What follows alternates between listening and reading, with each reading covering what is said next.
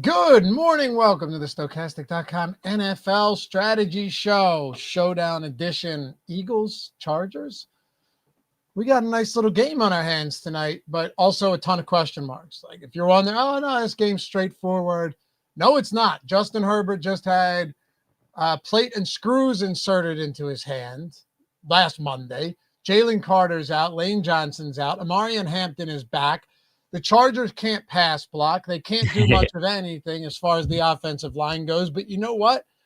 Neither can the Eagles. So, yeah, this should be fun. That's Greg Ehrenberg. He's hanging out, as always, on Wednesday morning. We got a lot to get into, man. I like you talked about this like this was the Titans and the Browns playing each other again. I mean, look, there's still so many. That game ended up winning people tournaments. It did. It did. Just the just the normal. If you guys just played, the Shedeur Sanders to Jerry Jeudy stack with a Tony Pollard run back, all those guys sub 1% on you printed yesterday. Yeah, incredible stuff. But no, I mean, like I don't actually look at it like that. There's still a ton of talent on both sides of the ball. I just think it's a really nuanced game, like a really, really nuanced game. And you're talking about, did I get that right? Which way am I trying to go here? Hold on a second. It's driving me nuts. Hold on. There we go. It looked exactly the same to me on all of the different ones. I get it, but I wasn't centered and it was driving me nuts. It was driving me crazy. Nah, man, look, there are question marks here, and it's a weird game. It's in LA, it's cold as hell here in PA right now. But it's a different type of game, and I think this is one where it could surprise people. And, it only has a 41.5 point total. Could absolutely surprise people, end up seeing some points. Apparently, Nick Sirianni has had more involvement in the offensive game planning this week. We'll see if that means anything. Hampton being back, but Vidal has been good. So, no, look, man, there's no one way to evaluate this game. It could go in a lot of different directions. And I think you could say that even for the most like cookie cutter run of the mill showdown game, regardless. Look at last night. The Chiefs are done, man. They're 6-7. They just dropped the home game to the Texans. That defense is insane. The Chiefs scored 10 points at home against the Texans, and that defense played so well for the Chiefs, all just to lose. I don't know how many people were going with those style builds, and guess what? Sometimes it just works. Also, that game last night, I had I tweeted this some point I was right after the Chiefs tied the game at 10. As I had said that, like, I can't give up on the Chiefs until they're like completely dead, just because you look so foolish if you just be like, this Chiefs team has no chance this year. Good way to land with egg on your face. Like, there's many times the last couple of years you could have said that too, but they're pretty unlikely to make the playoffs now. But also to what you had said there, Laufey, wildly just uninspiring performance by them. I don't know what, they just feel different this year for whatever reason. I know people are joking online. They're like, the magic is gone with the Chiefs or something like that. It's obviously not magic, but there is some sort of it factor that they've had in previous years that they don't have this year. They used to just win every single close game they were in by hook or by crook, by magic. Random shit would happen. That just does not happen with them this year for whatever reason. It's exactly. And eventually the other shoe has to drop, right? Like it always does. And I don't know. I mean, if last year in the Super Bowl wasn't somewhat of an indicator, then I don't know what was. Sure, they didn't have Rashee Rice. I get all that, but they don't have a run game either. And I think eventually that catches up with you too. I know Trent McDuffie went out in that game. That's a massive loss. Like they lost an offensive lineman, but still, you can't, and Contrarian Library says the refs, there was that, but there were also a lot of crazy instances that happened in other games. Remember, like it was the Raiders deciding to line up in shotgun and botching the snap when Antonio Pierce was the coach. It was the Chiefs blocking the Broncos would-be winning field goal. It was a lot of really weird stuff. And you're right. Eventually it just, the magic wears off. They're 6-7. They have a 15% chance of making the playoffs. The Ravens are another one, like just disgraceful at this point. They have a 32% chance, but the Steelers took that. That is the most, and I bet the Steelers, that is the most Steelers win ever. That's the most Tomlin win ever. Just when you think it's a wrap, you go into Baltimore and you beat the Ravens. It's just, of course, that was going to happen, man. There's just so many games like that every single week. Like, is anybody surprised that the Rams went in and beat the brakes off of the Cardinals after losing in Carolina last week? No, you absolutely shouldn't be. But then you see the Saints. Your boy Tyler Shuck got 2 touchdowns to make up for those. Those are just types of games where you go, all right. But the weirdest thing, and then we're going to get into this. I know you saw it, and I know chat probably has whose record, Lost Profit. The Steelers are 7-6 now. The Ravens are 6-7, so it's 1 game difference. Chiefs are 6-7. Texans are 8-5. The craziest part, man, was Pete Carroll kicking the field goal as 7.5 point dogs. 7.5 point dogs with 4 seconds left. And dude takes a penalty for essentially it's like delay of game penalty for laying on top of Christian Kirk. The clock would have ran out. They would have had no time to spike the ball and get a playoff. He kicks a field goal and time expires as the ball is in the air and the Raiders cover the spread.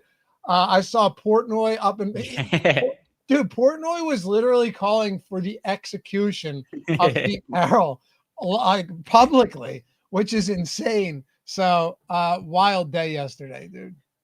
So there's a part of that too. Like, I understand people being upset if you lost a bet on that game, but also here's the other side of it too. If you're the Raiders and Pete Carroll, the game, like, I'm not exactly sure what you're supposed to do in that situation, because no matter what you do, there's going to be people who are upset because there's 5 seconds left in the game. They have the ball on, I think it was the 30-yard line. I don't know exactly where it was on the field. It was obviously close enough to make a field goal. They could have gone for the end zone too. No matter what he does there, if he kicks a field goal, people are upset that he kicks the field goal. If he goes for the touchdown, people are also upset if he does that instead of taking the points. But also if he does nothing, then people are like, oh, clearly he bet the other side of the game. So like, there's nothing you could really do because you've lost no matter what at that point in the game. But like, it's kind of weird to do nothing at the same point either. I don't know what the protocol is supposed to be in that scenario. You're right. There really isn't a right or wrong, but and honestly, I was hoping they'd kick the field goal. I was on the Raiders, so it didn't bother me at all. You're right though. That's a great point. There's not really any protocol for that. If there were like 8 seconds left, you absolutely kick the field goal. That's not even a question, right? Even if you were to have yes, because then possibly you onside kick, you get the ball, and then you have 1 play. You know what I was thinking too? The first place kicker who figures out a way to kickers earlier this year were doing those crazy kicks now that there's a landing zone and they were just dropping it right into the bucket and they're getting guys pinned at the 10. And then people the first place kicker who perfects the onside kick is going to get paid and should get paid a ton of money.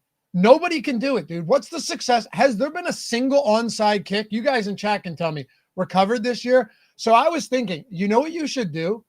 You should just drill it as hard as you can. So just as the accuracy, you have to have pinpoint accuracy. Drill it as hard as you can at the return guy's head and just bounce it off of his face. What do you think about that?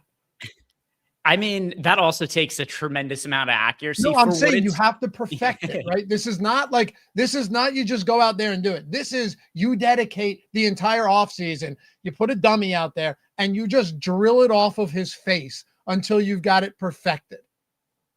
So the success rate is 6% this year, by the way. That is the success rate of onside kicks. It's terrible. 3 out of 50 have been recovered. 3 out of very, 50? very low. Okay. There's got to be a way. I'm telling you, there is a way. There's no doubt. There's always a way to make that work. You have field goal kickers drilling 68-yarders like it's, like it's an old school extra point now. You telling me we can't figure out the onside kick? I don't buy it.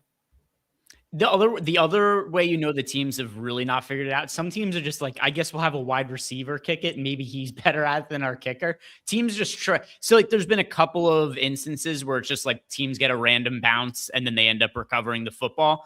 But to your point, there's clearly not a strategy that people have figured out with this. And I assume there's going to be a different kickoff rule next year. And I think the NFL is just going to keep changing it for whatever reason. So supposedly the NFL wants there to be a success rate of 12% for whatever reason. It used to be 20%, which I thought was too high. So they changed it, but now it's sitting at 6% for the year. So maybe they'll run it out for another year to try to get a bigger sample size, but it does seem like it's a little bit lower than what they want it to be. Yeah, it is. 6%. I mean, at 6%, it's like, what's the point of even trying it? I don't know. Anyway, let's get into it. Talk a little bit of Monday Night Football here. Glad you guys could join us. And of course, if you could be so kind, take a second, atone for your sins this morning, hit that thumbs up, subscribe to the channel, and leave a comment down below if you're listening or watching after the fact. Not to mention, if you podcasters out there, I get so many people that I forget. Like, so many people, hey guys, for some reason it didn't upload to Spotify or Apple Podcasts. I know you're out there. Appreciate you. Leave a rating and a review if you don't mind as well. So let's talk about it. And there's one spot I want to get into before anything else and get your thoughts. It is the Chargers backfield. Of course, all of this is assuming that Justin Herbert plays. Guy's a dog. I assume he's going to play. But I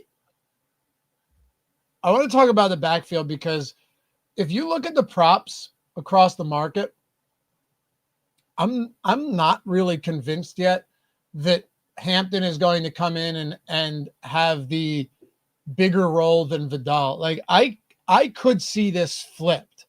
And maybe I'm wrong here. Always willing to be wrong. Happy to be wrong. But if I think there are opportunities, I'm certainly going to take it. And it's really that simple. So I'll throw something up and then I'll toss this over to you. But I do have a question for you here. So let me show you something real quick, right? So I just posted this. I just recorded my betting video. I bet, and I posted this to Tails for you guys as well. I bet Kamani Vidal 10 plus rushing attempts. I also bet 15 plus rushing attempts at plus 750. I think that is too long of a number on Kamani Vidal today when Hampton has been out for 2 calendar months. He hasn't played since week 5. Justin Herbert has a hand injury, and we don't know how mobile he is going to be. The Eagles' offense has struggled, which has allowed other teams to be conservative. I'll do you one more. The Bears ran 47 times against them last week for 280 yards, and Jalen Carter is out today, missing from the middle of that defense. So, yeah, I think this is a lot less clear-cut than just like play Vidal or play Hampton. I didn't have it up on the screen. Did I? Maybe I did. So, Kamani Vidal, 10 plus rushing on Tails, 15 plus rushing attempts at plus 750. I could see this being one of those spots where Jim Harbaugh still wants to get both of these guys involved. And if the Eagles offense continues to struggle, where would the Chargers be wise to try and hit them with Herbert having a broken hand? I think they could run a lot after seeing what the Bears were able to do on Black Friday in Philly, just like 10 days ago. Yeah, I don't really have a strong opinion. So here's my strongest opinion on the Chargers running back situation. It's a non-opinion. My strongest opinion is that I do not know what is going to happen, and I'm not going to know until the game ends. I think that anybody who confidently says it's going to be this way or this way before the game starts, kind of talking out of their ass a little bit, because I don't think Harbaugh even knows what it is he's going to do. I think that it's going to be dependent on, well, obviously game script, but then also to what you said, how is Justin Herbert's hand feeling? But then on top of it too, Vidal has played really well as of late. He's coming off a game where he had 25 carries for 126 yards and a touchdown. And Amari and Hampton, he was kind of up and down. He struggled at the start of the year, and then he started to play better after the injury to Najee Harris. Then he got hurt himself. He's coming back from the injury. We don't know exactly where his conditioning is at. So I think there's so many variables here that for me, and this is going to apply for DFS or for you looking at the betting market, Lofty, I just want to be on the side of the lower owned part of the two. So I want to have the longest odds between Vidal and Hampton, or for DFS purposes, I want to prioritize ultimately whoever ends up being the lower owned between the two. Yeah. I mean, if you're talking about somebody like Vidal though and Hampton, I guess it is an ownership play for sure. The problem in that situation though is that I don't know if Hampton just comes in and gets a lot of work out of the game. It's so strange to me because he's at 45.5 rushing yards. Vidal's at 35.5 rushing yards, right? And Hampton's at 11.5 rushing attempts. Vidal's at 9.5. So it's not apples to apples for DFS in the betting market. Like the reason I bet Vidal is because I don't feel convinced that he should be behind Hampton, right, in the betting market right now. I don't know if we've seen enough with somebody like Hampton who's been out for 2 months. But yes, when you're talking about something like this in DFS, I'm more than willing to do that. But I might just be more comfortable. Like, let's say they're similar ownership. I might just try and match the field on both of them. If Hampton is a lot higher owned than Vidal, then I think I'm almost 100% going to be with you in that I would just want to get to more Kamani Vidal in a spot like this, right? Like that, I think that would just make a lot more sense to me. We're projecting Hampton for a lot more ownership right now. I'm not convinced that'll be the case as we get closer to kickoff, but we're projecting him for more fantasy points and more ownership. And Vidal and they're basically the same price. That could be a pretty good pivot there if, as you're saying, Hampton ends up being a lot higher owned. Yeah, and like you said, here's what we currently have for projected ownership. You'll see here we've got Hampton 25%. We've got Vidal at 9%. So at least as of right now, subject to change based on what news we get over the course of the day and how the prop markets move and whatnot. But at least as of right now, we are expecting Hampton to have about 3x the ownership of Vidal. That's a lot. Yeah. I mean, look, tell me if you see it differently, because I'm with you in that there is no answer right now. So like if you're projecting him for 3x the ownership and we really don't know what it's going to look like, and Jim Harbaugh has spoke glowingly about Kamani Vidal and Amarian Hampton before Najee Harris got hurt, was basically like the backup. You were seeing him play fewer snaps to Najee Harris until Harris went down. So does that mean that we should be confident Hampton comes back and is immediately the number one, or even the one to Kamani Vidal being the 1A? I'm just not convinced of that. So, or I mean, you know what? You could also just go underweight on both of them. Mm-hmm. Like that's a play. I'd rather go underweight to both of them than overweight to both of them. But I think you brought up the most salient point is that if the ownership is that skewed, then I would rather get overweight to Kamani Vidal and underweight to Hampton. Yeah, and it's also, it's not just that Hampton's a lot more popular than Vidal. It's that Vidal's also pulling almost no ownership. He's so contrarian at 9%. If it was like Hampton is 50% owned and Vidal is 40% owned, then to me it would be like, well, then I probably don't really want much to do with either of them. But the ownership is so low on Vidal with such an uncertain workload for him. Also, not to mention, the Eagles' run defense could not have looked worse last week. It was a disaster. So with that in mind, it makes sense to me also to want to get some exposure to the Chargers' ground game. And Vidal at 9% ownership, that's just somebody who stands out to me as a contrarian option at the moment. Yep. And we'll see. Could it change throughout the day? Yeah, absolutely. Just looking at the props in this game, they're not that far off. I'd be curious to see and by the way, if apologies if we are spending a lot of time on this backfield, but there are certain spots I think in this game that deserve some attention. And this is absolutely one of them. So yeah, Hampton's at 40. Yeah, look at this, Greg. Hampton's, let me pull it up for you real quick. All right, can you see this? Yep. Hampton's at 43.5. Vidal is at 35.5. So not a huge difference there. Now, sure, in a vacuum, like they're similarly priced, Hampton would look better, but 11.5 rushing attempts. Vidal's at 9.5 here, by the way, over on, and 9.5 on Bet365 as well. And then if you're talking, I don't even know if they both have rushing plus receiving. I wonder if they do. So the one thing that does go in favor of Hampton is his pass game ability. So Hampton, his last 3 games prior to going down, 7 targets, 5 targets, 6 targets. Whereas Vidal over the last handful of games has not had more than 2 targets in any of them. Yep. 1 target, 2 target, 1 target, 1 target, 2 target. So there's also a possibility that Vidal is your goal line back, which I actually think is the most likely scenario for him, that he's the goal line back, just somebody coming back from injury. Is that wear and tear you want on them, is for them to be like the goal line back? So I think that Vidal is probably a little bit more likely to score a touchdown, and then Hampton's probably a little bit more likely to catch passes, which I kind of view as a wash between the two. Yeah, me too. Also, game script is always tough in a spot like that, right? Because like Hampton had 5 targets when they were losing to the Chargers, when they were down a lot, or Vidal, sorry. And then Hampton had two of the 3 games where Hampton had a bunch of targets, they were trailing. So it's hard to say, in my opinion. But right now, yeah, Hampton, as you mentioned, better receiving numbers, but Vidal is plus 290 on DraftKings to score. Hampton is plus 170. He's going to look better in the tools. I'd be willing to take some stands there if ownership breaks that way. Anyway, and yeah, thanks, Mr. Goblo. I missed that, but appreciate you. Brandon Bowser, something people won't mention. No, you're absolutely right. The Bears O-line is much better than the Chargers. The Chargers will have a much harder time running on Philly.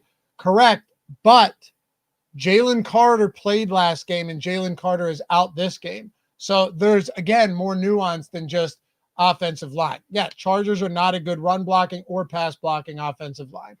The trick here is if the Eagles' offense continues to sputter, then Herbert with the broken hand, do they just run the ball more? I could see that being the case. But yes, Bears run block a whole lot better than the Chargers. The difference is, though, you don't need 280 rushing yards either. The Bears had like an insane game. They rushed 47 times. Yeah, I mean, the other thing I was going to say as a response to this, which you just hit on, is we shouldn't expect anybody to have that kind of success in any game. They had their starting running back, DeAndre Swift, at 18 carries for 125 yards and a touchdown. Their number 2 last week, Kyle Monangai, had 22 carries for 130 yards and a touchdown.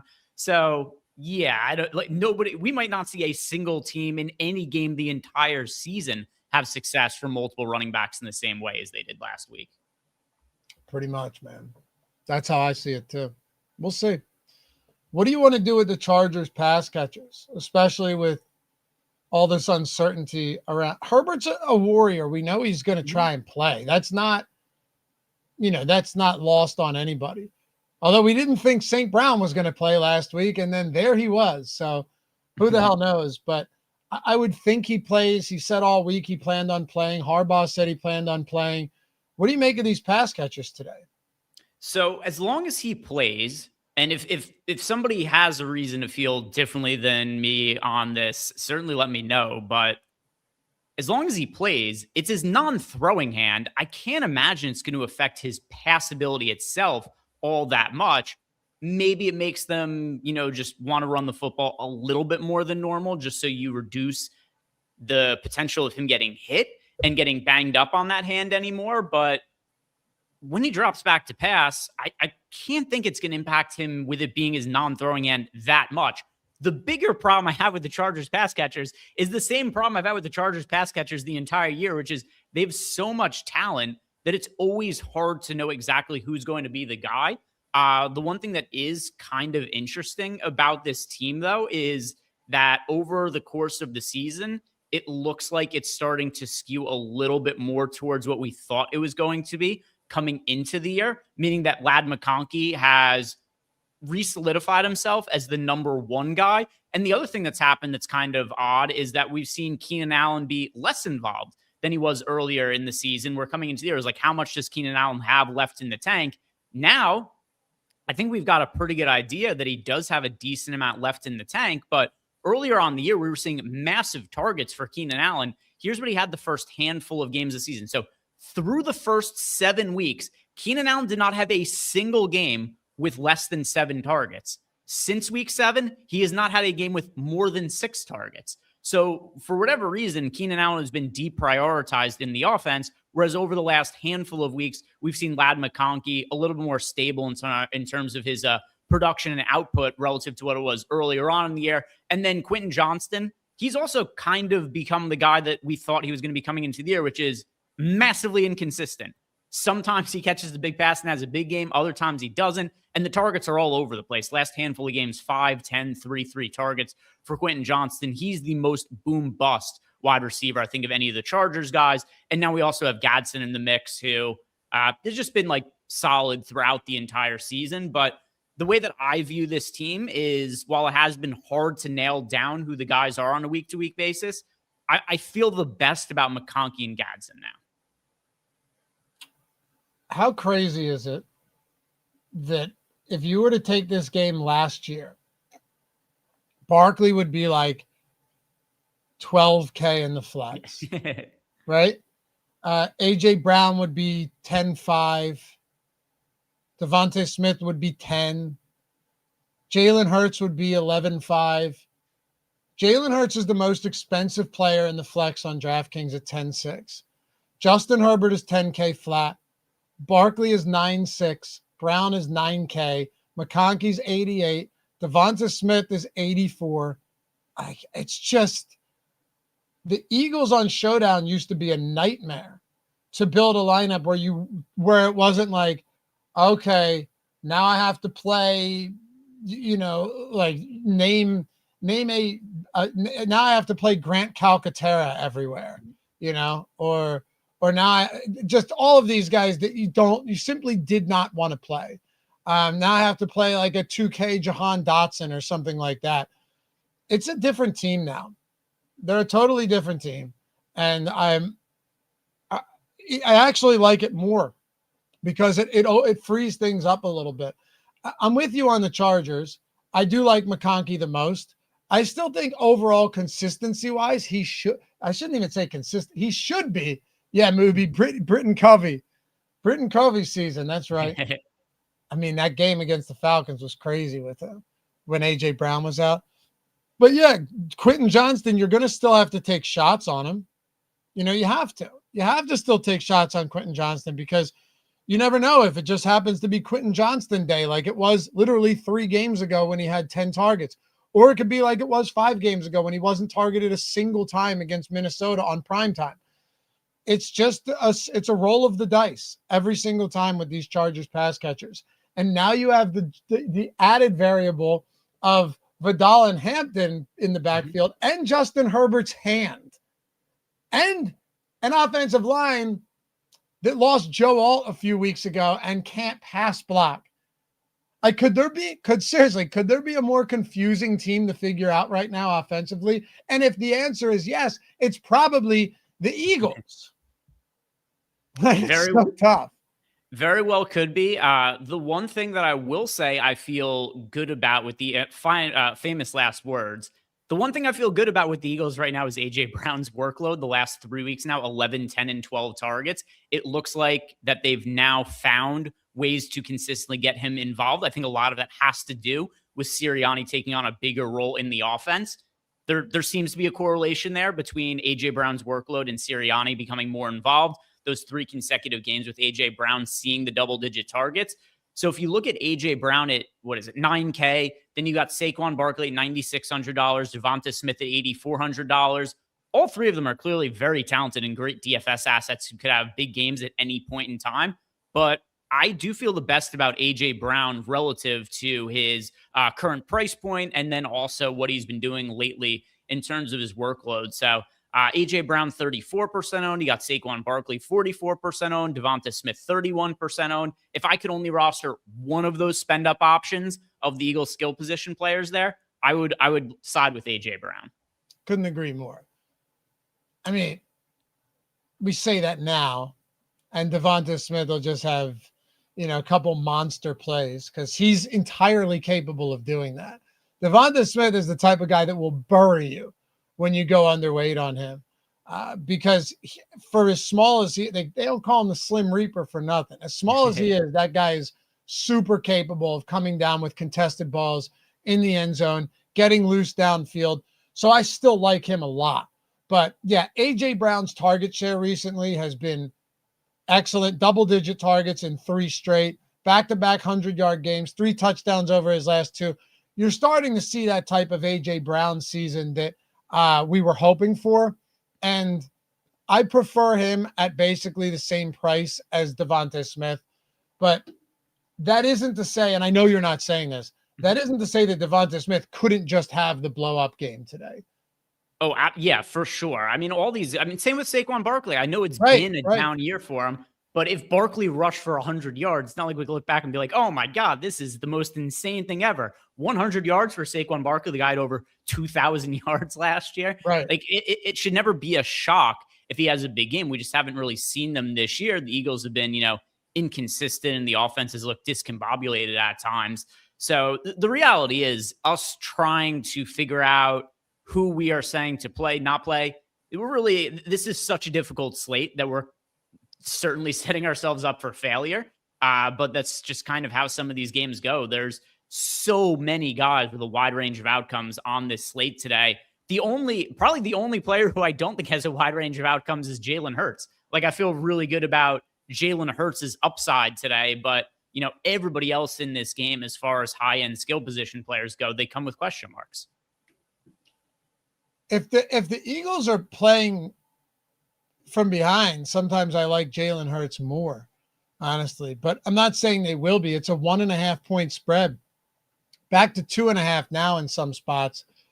41.5-point total. A.J. Brown, can you go to can you go to captain for a second? Is A.J. Brown our most exposed captain?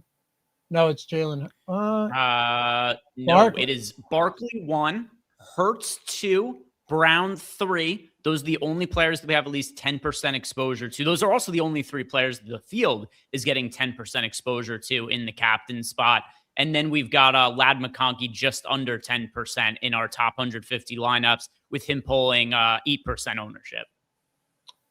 I understand why those 3 Eagles would be our highest exposed captains, followed by Ladd McConkey. I get that. Devonta Smith. Are you running this? Is this no uniques? It is on 2 uniques, I believe. Okay. Let me double check. It is, 2 uniques. So can you just clear that real quick and see what it would look like unadulterated? Yes, sir. So if we go to 0 uniques and set the top 150, let's see what changes then in the captain spot. Not that much similar at all. Wow. Not a lot at all. So I guess what I'm getting at is it's still pretty spread out, right? Even if you look at Barkley and such, you still have 1, 2, 3, 4, 5. You still have 7 players between 7 and 17%. And then what? 1, 2, 3, 4. What's that on AJ Brown? Is that 13%? 11% AJ Brown, 13% Jalen Hurts, 17% Saquon Barkley. So that's pretty spread out, aside from the Barkley exposure.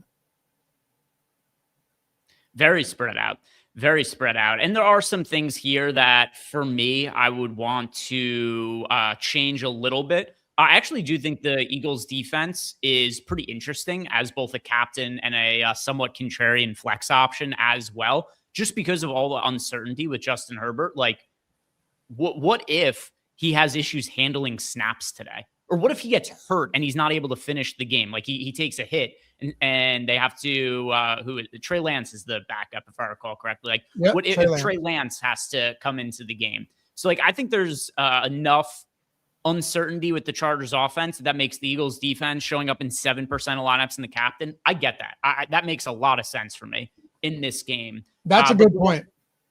Yeah, the one that I don't want as much of is Justin Herbert in the captain spot. Even though he normally has rushing upside, I really think they're going to try to protect him not taking hits, and I just can't imagine him running in the open field is going to serve in the best interest of that. Okay, so I thought about this morning. I'm glad you brought that up. What do you think his rushing prop is at? Ooh, I have no. Don't look it up. I don't know. Well, I'm saying, what would you put his rushing prop at? Rushing yards or rush attempts? Rushing yards. Rushing yards. I'm not going to look up what the actual prop is. I just want to look up how many rushing yards he's had in some recent games to get like a baseline. All right. So this is actually going to be somewhat informative. So he only had 8 rushing yards last week. That was one of his lowest rushing outputs of the year. It has to be related to some extent to the injury. The weeks prior to that. I looked this up though, and I was pointing out all 3 of his rush attempts actually came after he hurt his hand. Okay. Either way, though, it's still pretty low rushing output for him. Well, the score of the game could also have played a role in that. But anyway, 3 carries for 8 yards. The games prior, he had 21, 19, 57, 62, 31, 2, 60 rushing yards. So overall for the year, what's he averaging? Probably like 30, 25 30, maybe. Yeah. So I am going to assume that we end up seeing a slightly reduced rushing yard prop from, so maybe like 15. Okay. I thought it would be around that too. It's at 19.5 still, which is week over week Justin Herbert's typical rushing yard prop. Let's see. What is he actually? I mean, he is average relative to, I know this isn't like the perfect way to do it. He's averaging 29.5 rushing yards per game though. So it is, a third less than what his rushing average is for the season. Yeah. His average rushing yards prop though, on the year, his average rushing yards prop has been below 19.5. Okay. Interesting. Yeah. And I'm saying this because I agree with you. And I actually thought about betting the under on rushing yards today until I saw 19.5. And I'm like, man, that's higher than it was last week. It was 18.5 last week. It's 19.5 this week. So I'm just wondering, maybe you and I are seeing it a little bit wrong, potentially. Maybe. I think here's what I actually think. I think the books have been pricing his rushing. If that's what his average prop has been for the entire season, then I think the books have just been pricing it way wrong the entire year. I also think 2 games he would have gone under that. Well, he had 8, 21, 19, 57, 62, 31 over the last 6 games, 7 games. Yeah. I don't know. I'm just less confident I'm less confident in him. I'm less confident in the under now that I see that it's at 19.5. That's all. Like, I don't know, especially with him. They say that they're going to be running everything or a lot out of shotgun today. Like, does he just find some open lanes and get out of bounds, which he's pretty good at doing? Just a weird spot, man. Yeah, so for me, as far as DFS goes, he's pulling 8% ownership in the captain spot. I don't really want, even let's say that the rushing yard prop comes to fruition. It's 19.5. He's right around 20 rushing yards. I'm not necessarily super thrilled to have him in the captain spot in that kind of scenario. Jalen Hurts, while overall he has not rushed as much this year as he had in previous years, he still has a ton of touchdown equity because of the tush push. So for me, I don't want the roundabout way that we've had this conversation. What I'm landing on is I don't really want Justin Herbert in the multiplier spot, and he's fairly popular there. Okay. I'm okay with him in the spot. I'm all right with it, but I don't, this isn't to say I'm like, so I don't plan on zeroing him out in a spot like this. That's what I would say. I'd be okay with getting to a little bit of Justin Herbert there just because sometimes when he does rush, he can really go. And who knows, man, maybe they have that hand protected and it's fine. I try not to dwell too much on stuff like that. Do I think it could affect the game plan and they try and protect him a little bit? Yeah, I could definitely see that being the case. But even like Amon-Ra St. Brown, I saw these, internet, experts being like, fade Amon-Ra. This is why it's funny. Like, they posted the video of the warm-up that you and I talked about on Thursday, and they're like, fade St. Brown. He doesn't look right in these, running these routes.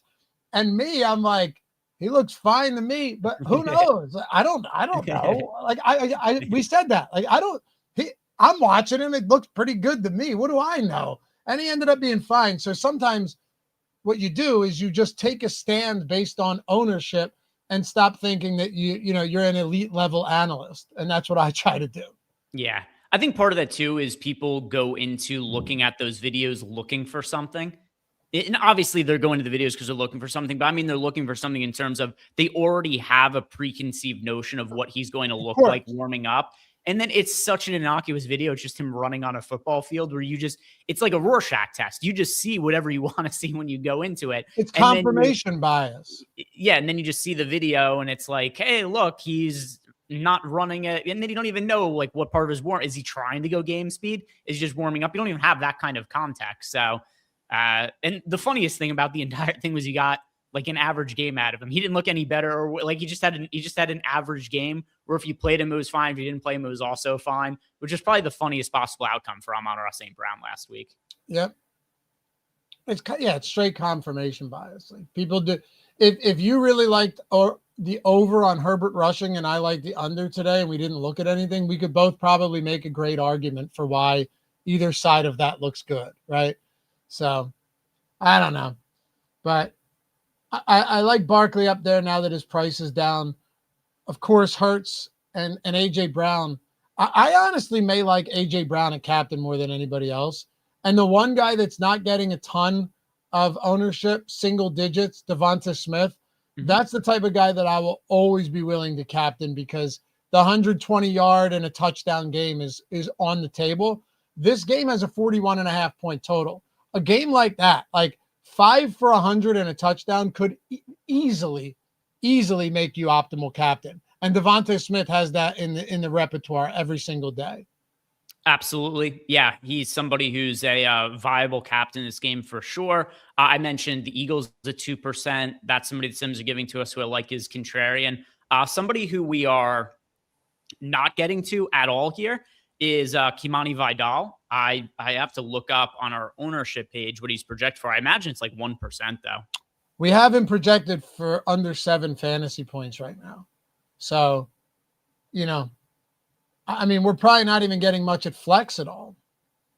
Yeah, I mean, we are overweight to him in the flex, but that's partially because of but it's because of how, I mean, he's projected for 8% ownership and he shows up in 12% of top lineups.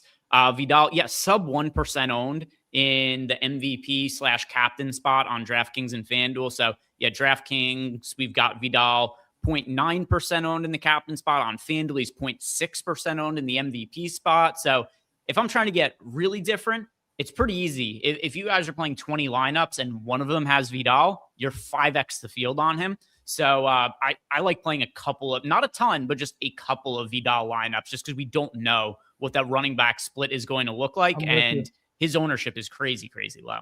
I'm with you. Can you go to the flex exposures? Yep. Here's what we got for flex, sorted by most exposed.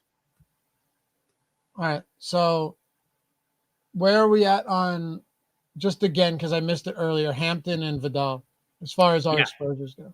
So we've got Hampton projected for 25% ownership, and he's in 20% of top lineup. So we are slightly underweight to the field to him. And then Vidal projected for, it's actually 9% ownership, and he's in 13% of top lineup. So we're marginally underweight to Hampton, marginally overweight to Vidal. And they are basically the same price. So there's that. Like if Vidal was back down to 5K today, I think he'd actually be relatively popular, but he's not. He's also not priced like he would be if Hampton was out either. Like Vidal would be probably up there with Devonta, maybe higher than Devonta Smith. He'd probably be like 9,000, honestly. So he's definitely seen a dip. And by the way, if you guys were using the tools here, the Sims, the single lineup Sims, all that stuff, if you guys want to get access to all of this, don't forget, you can just use the link down below and get it for free. I mean, you're talking, where are we at right now? We're December 8th. Mm-hmm. So if you were to sign up and all you have to do is click claim offer on any of these, Onyx is in 40 plus states and you're getting 100 in bonus picks when you spend $10, which is great. So if you spend 10 on Onyx, it's probably in your state. You sign up using this claim. You got to click claim offer. We can't find you. That's the one thing you got to do. If you don't do that, nothing's worth it. If you do that, you could mess some other stuff up and we can figure it out. No problem. Sign up, deposit. So it'd be 10 on Onyx. You spend, place a bet. When that settles, just take a screenshot of your welcome email and your first settled bet and email us, not them, or any of these other books or pick'em sites for those of you in non-legal betting states. Email us at support@stokastic.com. Say, here's the screenshot of my first settled bet and my welcome email. And then say you did it on Fanatics too. So now you're in $20. A month of NFL core is 130. So 2 of that is 260. You've spent $20. You do $2. You're carrying this all the way through the Super Bowl for $20. The Sims, all of the tools for $20. And it might be $15 because some of these places, the minimum deposit is actually $5. Super Bowl is on February 8th. So you're getting all the way through January, all the way through the Super Bowl. I mean, what a perfect day to do it, honestly, for 2 of these, if you haven't yet. And this just came to me. I didn't even know it was on the 8th. It just so happens that the Super Bowl is on the 8th. You'd run these tools all the way through the 8th for $20. That's all you got to do. And honestly, you could do one now, and then when it expires, just go and you're like, I don't want to spend $20 whole now. I'll spend 10. You can go in on Sleeper, get $100 first match deposit bonus, or just spend 10 again on the deposit, click claim offer, and on January 8th, as yours expires, get the final month, all of the postseason through the Super Bowl for the Sims. Or you could grab a month of NBA and a month of NFL. There's a million different ways to do it, and the tools have been crushing this season. I did want to there was one tweet that came through to me yesterday, Greg, and it was from somebody who follows our show all the time and has been an awesome supporter of the channel. I think he actually DM'd you as well. It was Sean Rutherford, and Sean said, where is this? Here it is. I think this was one of the coolest tweets I've seen, because oftentimes you don't really see people talk like this, even though you and I do. He goes, try the Sims. Try the Stokastic Sims, they said. Learn to be a better DFS player and win more money, they said. It doesn't mean you'll win a tournament right away, they said. They're right. Took me 3.5 months. Thank you, Laffy, and the whole Stokastic team. He took down the 5K all or nothing yesterday, which is an insane contest. He stuck it out, kept improving his process, refining his process, and ended up with a huge win yesterday on the main slate, which was a very tough slate. So shout out to Sean, man. Yeah, we had a handful of people who turned a minimal amount of money into a lot of money. We also had the guy Sharky Tank. It was Sharky Tanks over on Twitter. He tweeted at us. He won the 5-cent contest over on FanDuel. That has so many people in it. I don't know if you've looked to see how many entrants are in that contest. Yeah, I know. He came in first place out of 416,945 people, and that turned 5 cents into $500. That is a crazy ROI. 5 cents into $500. So shout out to Sharky Tanks, who beat out 416,000 people yesterday over on FanDuel and shouted us out there. Yeah, and a lot of these guys are low stakes players as well. Here's one. You want an even better one? This dude tweeted us, turned $10 into $3,200. Not bad. Not bad. 10 into $3,200. And now you get a free month because, of course, that qualifies for the Hall of Fame.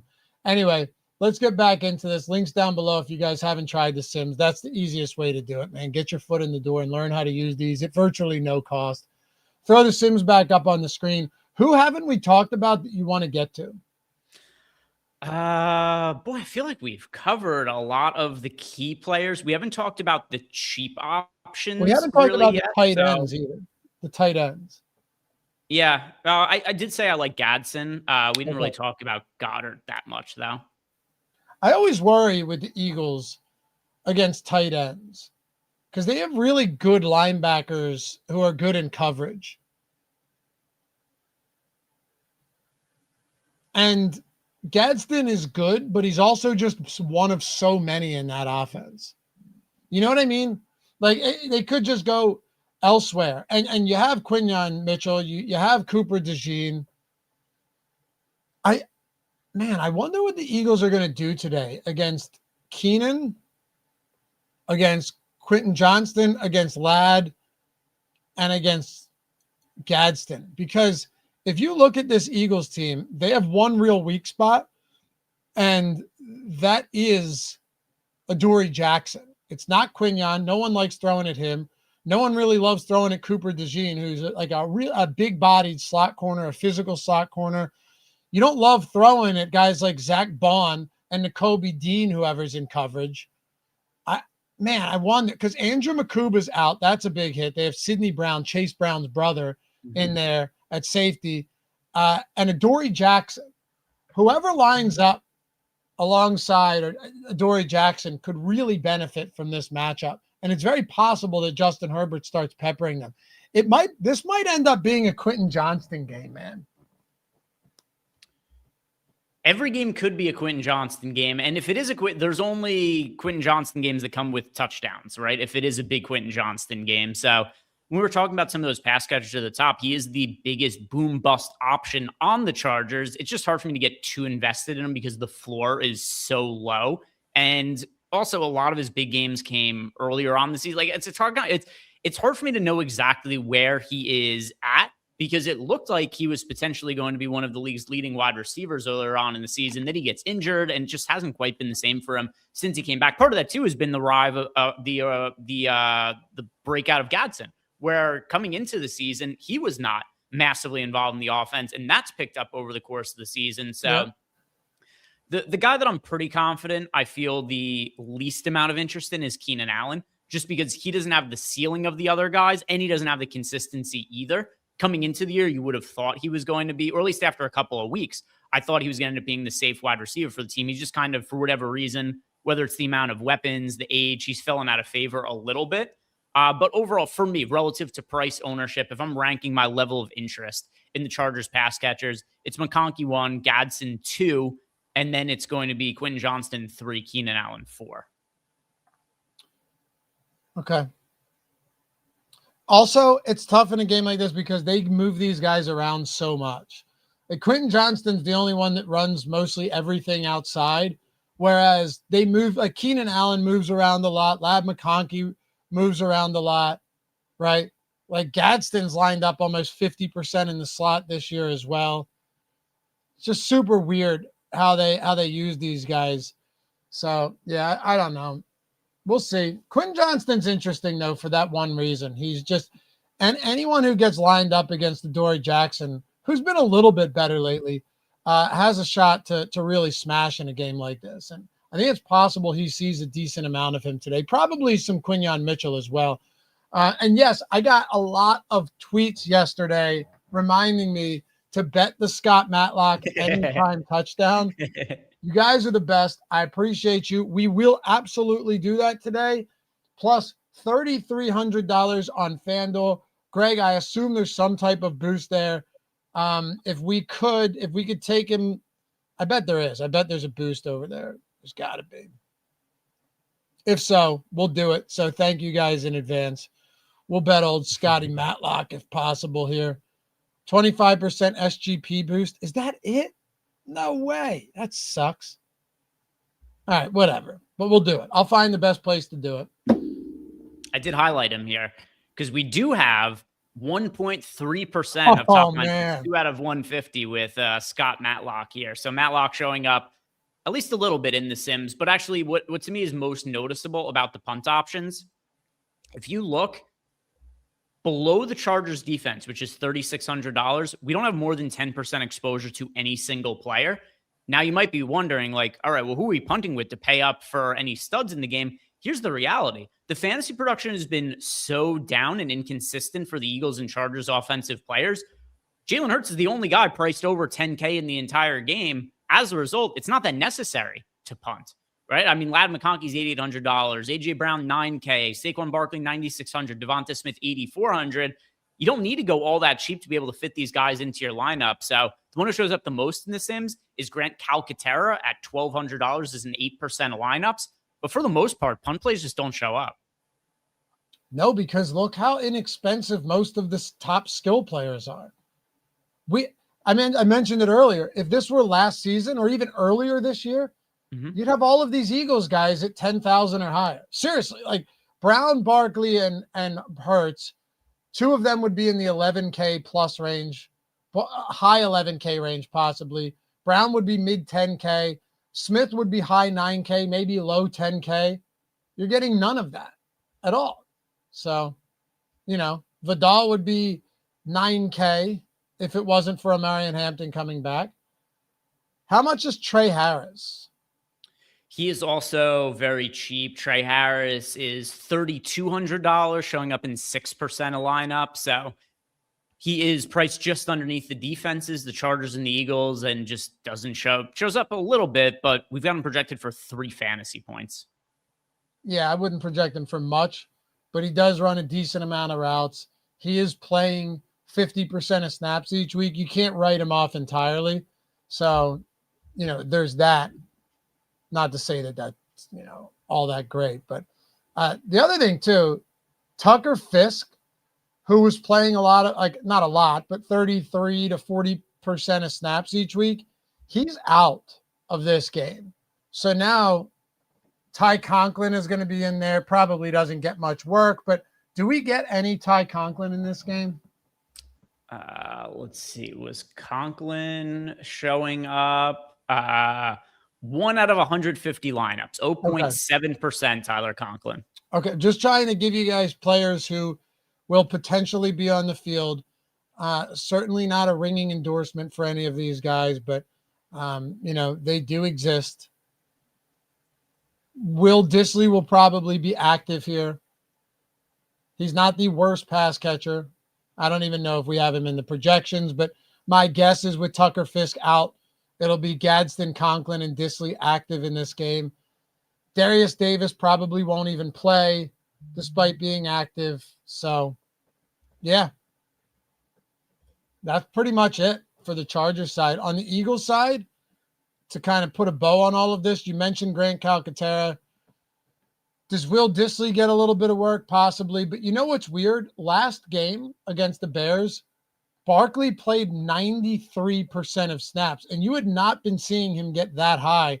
Will Shipley and Tank Bigsby were not getting any work, which is weird because Tank Bigsby, when he gets opportunities rushing the football, has actually been pretty efficient this year. They just really don't want to give him anything. So if that's the trend and Barkley plays that much, despite the fact that he hasn't even been good, you're still talking about a guy who is getting almost all of the touches in the backfield. And this is the cheapest I've seen him at Showdown in a really long. When's the last time you've seen $9,600 Saquon Barkley? That's crazy. Yeah, I can't remember. I wonder if I can see on his against Detroit and against it says he was 96 against Detroit in that game. I don't remember that, but maybe he was. These are all recent games though. Fact of the matter is in week 2, he was $12,000 at the flex. Yeah. Yeah, so I guess some of the more recent primetime games the Eagles have played on, his price point has been a little bit lower. He was $9,800 in Showdown against the Cowboys. But for the most part, if Saquon Barkley's been on a Showdown slate the last couple of years, he's been like 11,000 to 12,000 plus. We do have a super chat here too, by the way, from Kuzmi. I probably didn't pronounce that correct, but he is saying, hey guys, got the NFL and NBA data tool for free. All right, took advantage of the link join and love it. Still trying to figure it out though. Says he's running 8 lines today. Should he have a different captain? So maybe not necessarily across like 8 lineups, 8 different captains, but I don't want to tell you there's one answer that's going to apply to every single slate where it's like, hey, if you're building 8 lineups, you want to have 8 different captains.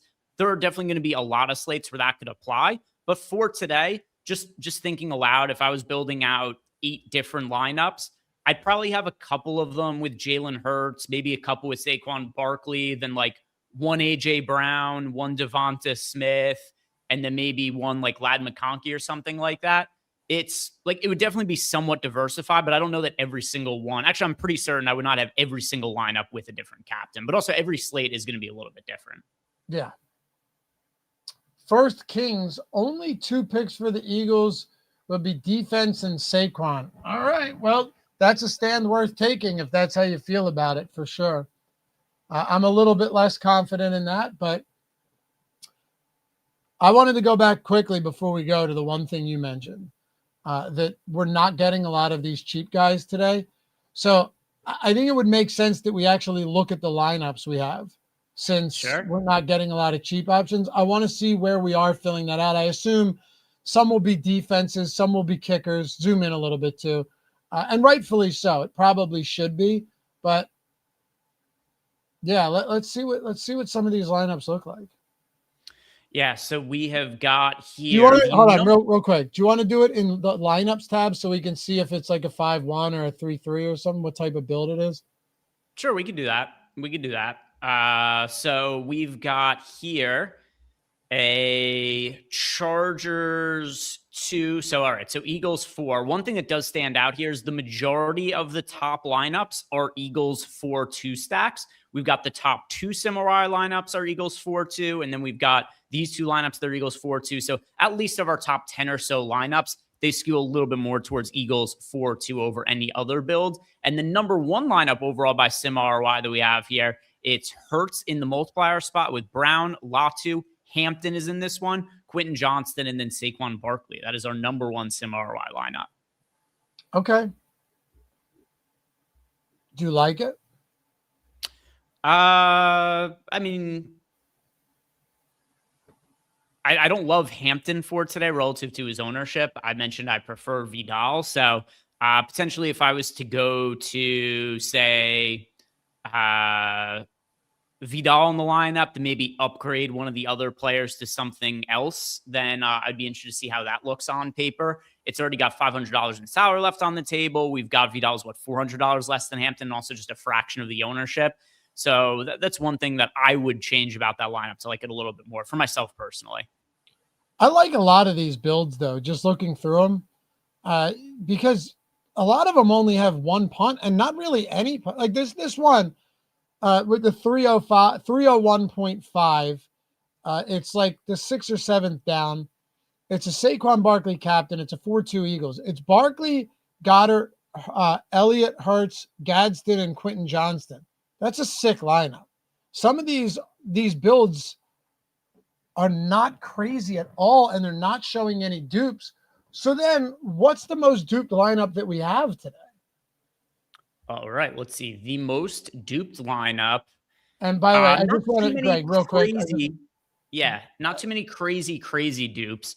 I was actually typing out a response to a contrarian library there. But the number 1 dupe lineup uses all the salaries. Saquon Barkley, Eagles defense, Jalen Hurts. We've got Justin Herbert, Oronde Gadsden. So there's actually a funny tie in here to the question that Contrarian Library said, which, I mean, if your name's Contrarian Library, I would think you would more embrace the contrarian nature of some of this, but Contrarian Librarian. Oh, Contrarian Librarian. All right. So he just likes different books. Yeah. And it rhymes. Yeah. Right, yeah, just right. He likes it. Yes. Like. It'll be funny if he's just like, no, I just have different opinion on books. As far as DFS goes, I only play the chalk in DFS. So look at this. The lineups with the highest cash percentage are some of the lineups that are duped the most. So this lineup, you want to know how does some of those lineups that have the high Simrise have lower cash percentages? So this lineup here that's expected to have a bunch of dupes is going to cash 36% per sim run. So 36% of the time it ends up at least min cashing, but it has a sim ROI of negative 10%. Here's the reality with GPPs. If you build a lineup that is a really high floor and it's really popular, there's a pretty good chance it's going to min cash relative to a more contrarian lineup. The difference is the more contrarian lineup has an easier path to winning a GPP. And then if it does win a GPP, if it's duped less, is also going to return more money.